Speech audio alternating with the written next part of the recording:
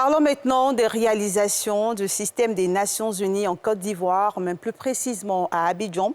Des journalistes ont eu l'occasion de visiter certains projets, notamment le centre de e-learning de formation à distance, le centre des femmes entrepreneurs d'Atekoubé et l'école Mami Fété de Yopougon, où l'UNESCO a construit 2 classes maternelles en briques de plastique recyclé. Ces visites ont été organisées, il faut le préciser, dans le cadre de la célébration de la Journée des Nations Unies, célébrée chaque 24 octobre. Le reportage de Yéli Traoré et d'Eric Kimo. C'est un médiatour que le système des Nations Unies en Côte d'Ivoire a initié en marge de la célébration de la Journée des Nations Unies, célébrée chaque 24 octobre.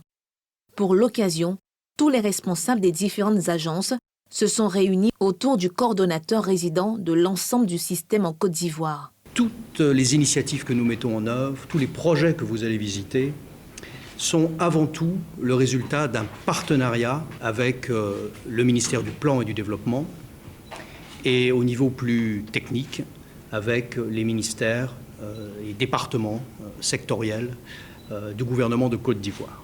Ce fut ensuite la visite de réalisation effectuée par les différentes agences des Nations Unies présentes dans le pays.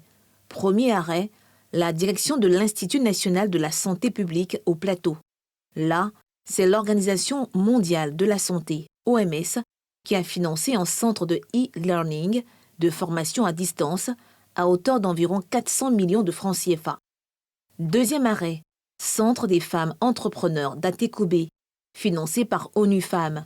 Ce centre accompagne les femmes entrepreneurs à travers le coaching notamment.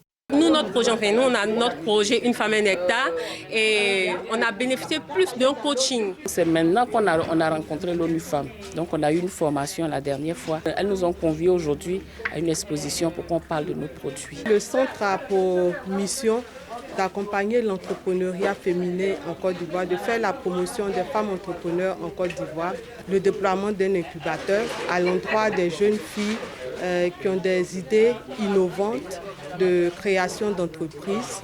On les accompagne jusqu'à la maturation de leur entreprise pour qu'elles deviennent de véritables femmes entrepreneurs. Troisième lieu visité, le point de débarquement de pêche de Lokojro, qui bénéficie notamment de l'assistance technique de la FAO et de financement à travers l'initiative pêche côtière visant à renforcer la gouvernance et la gestion de la pêche en Afrique de l'Ouest. En termes de coûts, l'apport de la FAO, comme je l'ai dit, c'est un projet régional. Donc il y a un budget global d'à peu près, je l'ai dit, 3 milliards de francs CFA.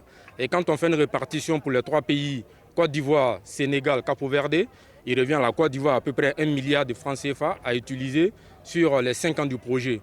Dernier lieu visité, l'école Mami Fété de Yopougon.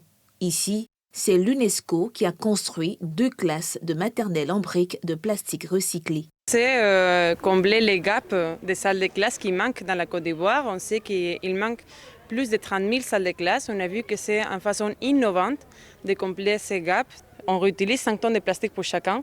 Ça, c'est incroyable dans un pays dans lequel les déchets de plastique sont trop grands. Outre le gouvernement, les Nations Unies en Côte d'Ivoire collaborent avec la société civile, le secteur privé et les autres partenaires pour apporter des réponses intégrées et efficaces aux défis de développement du pays afin de le soutenir dans l'atteinte des objectifs de développement durable à l'horizon 2030.